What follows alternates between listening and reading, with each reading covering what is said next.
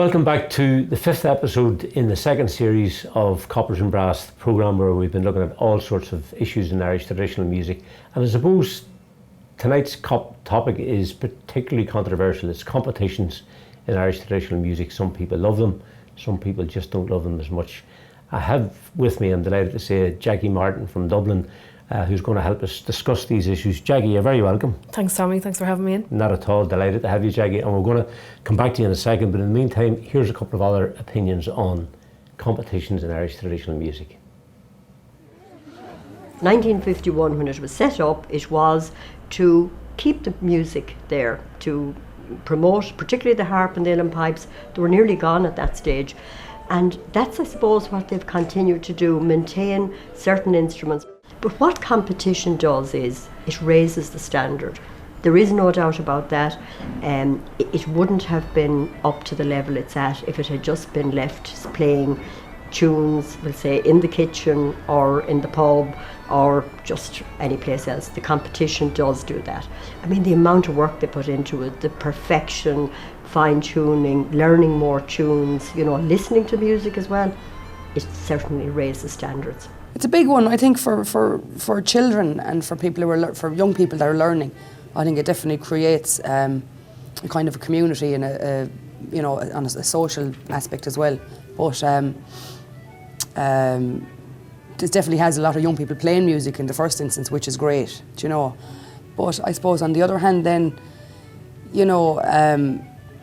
it's like I see them sometimes like a bit of a factory that you go in and everyone comes out the same. From a Dublin perspective, of course we're going to have a lot of different influences.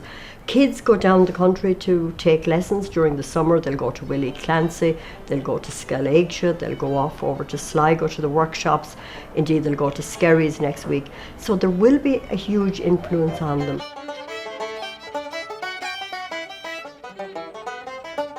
Sometimes there's a standardised style, but then you always see different styles coming into the competitions. You see the Connemara styles and the Northern styles coming in. So, there's a good mix, and I don't think it does much to influence what style people play with.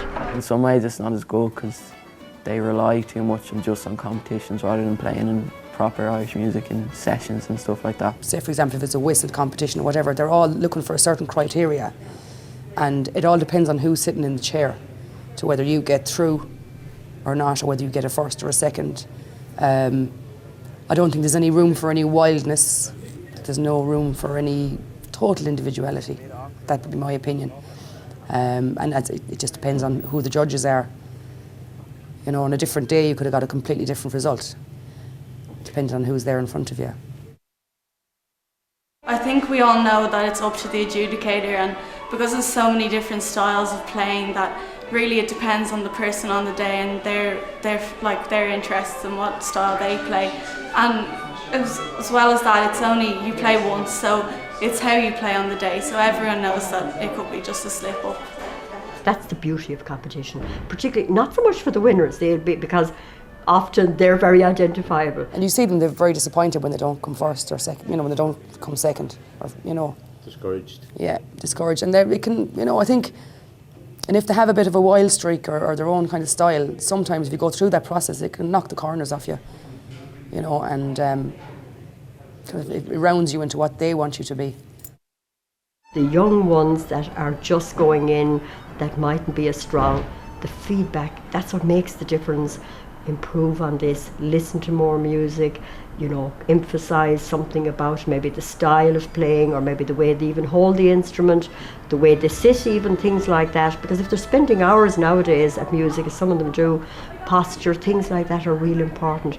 So it's the feedback on that sheet that's so important, and they all look for the feedback sheet, so they do it, thankfully.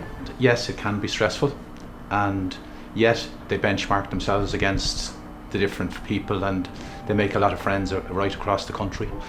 They know who's the best in the different classes and the different instruments throughout the country, and they I suppose Cultus and the other competitions in terms of their solo, but there's also Grúpi Cheol and there's Céilí bands, and so they get to play in groups, and that's the formal basis for sessions later on for them.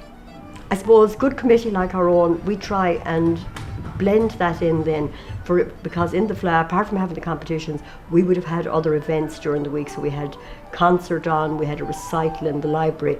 So you get people to have a broader interest in the music then, other than the competition part, to try and, I suppose, tone that little bit down.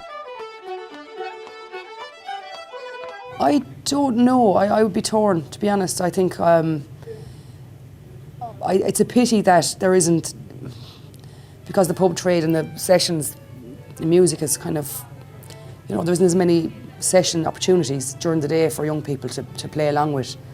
If there was more of that around, we'll say afternoon, Sunday sessions where you could bring children to learn, that would be fantastic. But there doesn't seem to be any other kind of platform, in a way.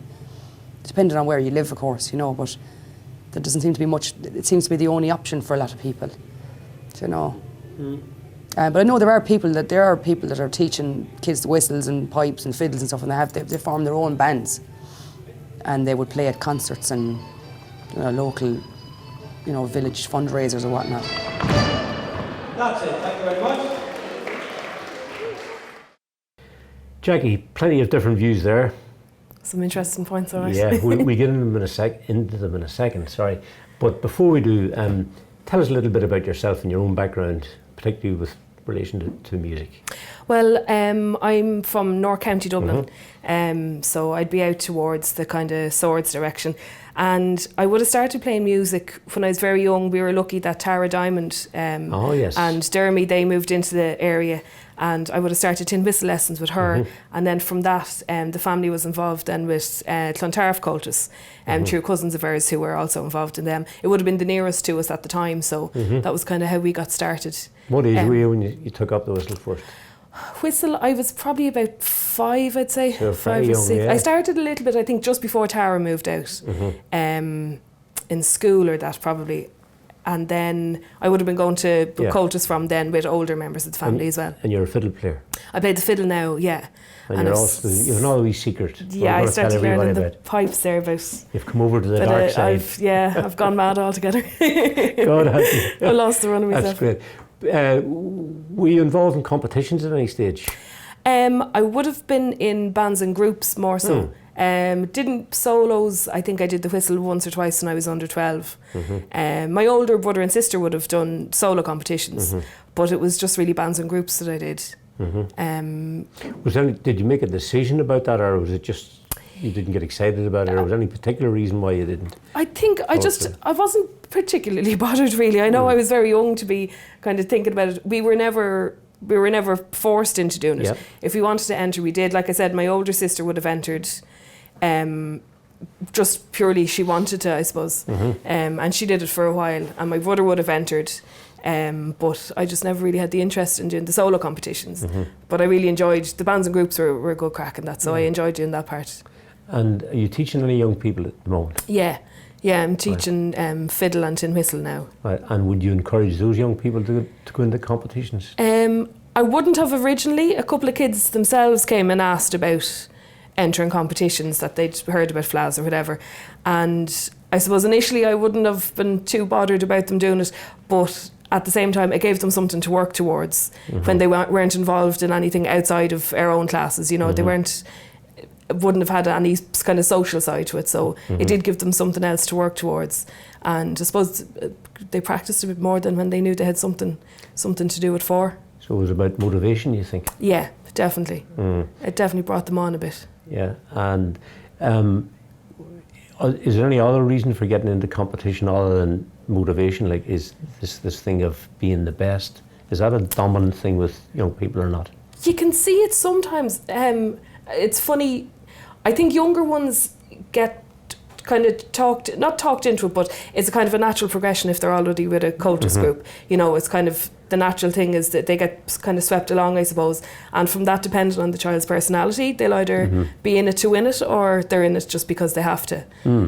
But it's funny because I think you see the real win-win attitude more so in the older musicians. Is that older teenagers or older? I think getting into the 20s teenagers and a little bit older. I think anyway, because I think the younger ones probably, they're too young to know the difference at the beginning. They get into it because everyone else is doing it, or they might be talked into it. Okay, We're going to get into that in a little bit more depth in a few minutes, but we're going to take a break now, and I know you've been in the Cobblestones once or twice in your life. A couple of times. You know the place, so we're going to skip over there now, and there's a few tunes there. Sean Gilrain, a great flute player, I'm sure you know him. I do. And we're going to hear a few tunes from Sean. It's the alliteration.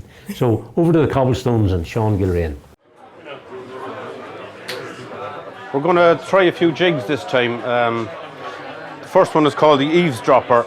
The first person I heard playing this tune was a great flute player from our part of the country called Tommy Guihan. And I've played it many times with my great friend Alfie Mulligan since that. The second one, I have no name for it. And the third one is a tune that was recorded by John McKenna, in fact. It's called The Wandering Minstrel, so 3 jigs.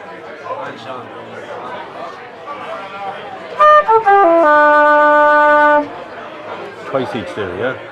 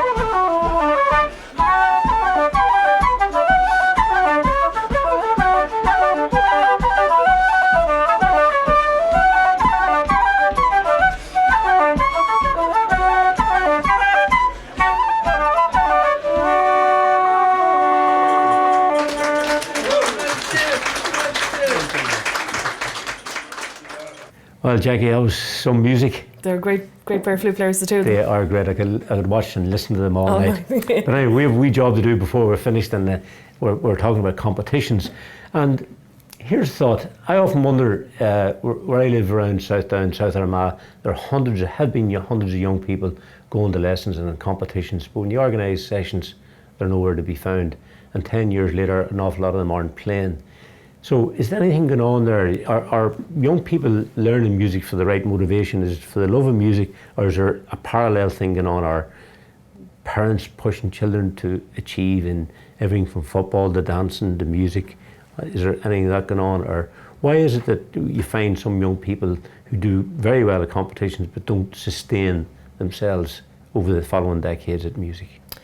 I think there's a thing some of us refer to as the fla mammy syndrome. The fla mammies. Some of them, I think I've got the message already. I can see her. Who is the fla mammy? Tell me about her. You can get so, and I suppose it could be fla daddies either. But there are a few of them too. There's a few of those. But I think sometimes, a lot of the time, it can be maybe music or kind of mammies or daddies or whatever that maybe didn't play themselves or did play at one stage but maybe gave it up later in life and want the kids to pick up where they left off, this kind of thing. I kind of see that sometimes. Sometimes it's just a case of they've put in the work at the classes, you know, they're bringing them to lessons, they want to see results.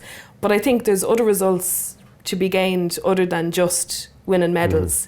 You know, there's one I can think of in particular that pushes and pushes. The kids are to the front of everything, they're winning all around them, but they're not let go to sessions. They're seeing sessions as a bad influence on their playing, which I think kids should be encouraged to play together outside of that. Can I ask you, if they're not playing at sessions, where are they playing?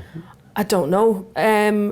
You know, I've often seen some kids that they're just geared for competitions all the time. Flat tunes, 6 tunes learned for the year, or if they're a banded group, you know, they have whatever. They've, I suppose, a slightly bigger repertoire. Slightly different in Jeddah too, isn't it? The group. Like, you see them in a session and they don't know any tunes. It's so important for kids, if they want to keep it up, do you know, if they want to. So there's kids, when I was doing flas, like bands and groups and stuff, that I still would have went to some of the, you know, if friends were in solo competitions, you go along to support them, and you'd see kids who were winning them back then 20 years ago and more, and they were cleaning up first place all around in 6 instruments, but you don't see them now. They're not to be heard of anymore, you know. A couple of other aspects. I'm thinking about someone in the little piece we were listening to earlier on was saying about innovation and flair, that the requirements of competition aren't conducive to being innovative and moving about. Do you find that or not? I would do a little bit. I adjudicated actually at a couple of flas, and I think I was the wrong person probably to. I was looking for the one that had a bit of, you know, a bit of life in it, a bit of crack about the music. Somebody that you could tell straight away they play outside of competitions, they enjoy the music, they're getting influences from everywhere, you know, because I think that's what's important. But the other thing is, like, I was probably the worst person to have adjudicating anything because I don't like to pit children against each other and to say one is better than the other on any one given day is such a negative. Is there any evidence that it damages young people's attitude to it if they're so disappointed that they don't get the first place? Yeah, like, I don't know, again, like I've been away from all of that for a good while now. Going back years ago, I can remember people, I suppose we were lucky in the cultist group we were with, it wasn't just competition driven. We had an awful lot of things outside of that. We played for all sorts of different occasions and stuff, so that wasn't necessarily the motivation that I remember. But I can remember kids after competitions and teenagers crying, like, and you know, I've been but I suppose it's the pressure on the day and stuff, and it is only one day. You've 5 minutes of glory to win or failure, lose, you know. Listen, Jackie, we're only getting into it, and unfortunately time has caught up with us again. Thanks very much for coming along. You have helped us reflect, and that's all we can do in a few minutes, reflect on a lot of the issues. Clearly, competitions are always going to be a contentious thing. An awful lot of people think they're a power of good and they've been central to the success of traditional music. Other people think that it has curbed individuality, regional styles, motivation. I think the juries will be out for a long while, but in particular, thank you for coming in. Thank you, thanks very much, Good Sammy. luck with the piping. There's the secret piping shake. I'll win yet. Anyway, listen, that was Jackie Martin helping us wade our way through the mire of the debate that is competitions in Irish traditional music. We're coming near the very end of the series. Next week is the final one, and we're going to have Tom Mulligan along, and most people know who Tom is, and that's going to be on the topic and issue that I'm sure you've debated often, etiquette at sessions. Yes. I think we get our teeth into that one, couldn't we? So that's it from us for this evening. Thanks very much. All the best. Keep the music going. Slán bhaile.